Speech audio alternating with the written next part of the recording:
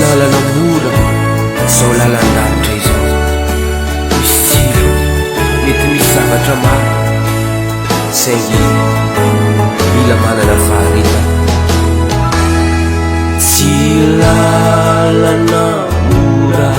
zao lalanganitry zao fa reo tsiro deny ady nefa ny fanatrea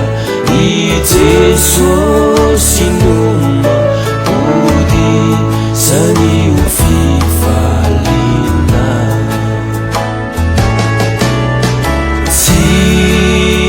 tsy mora ny lalana nefa Jesosy mombana ka manazavanidy sy manamaivana ireo entamabesatra tsy lalana mora ifizantoetra naloza mety mifandena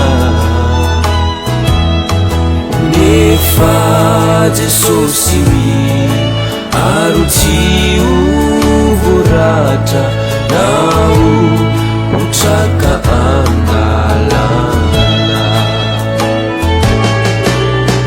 tsy mora ny lalana nefa Jesosy mombana manazavanidy sy manamaivana ireo entamabesatra na de sasatra sy mitanondrika azy no miady sy miaiay de mbola isy andro mahafinatra hitsarana mandraky sao nadia sasatrasy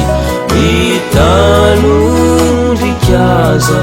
nony ady sy miaiay de mbola isy andro mahafinaritra hitsarana mandraky izay tsy mora ny lalana nefa Jesosy mombana ka manazavanidy sy manamaivana ireo entamabesatra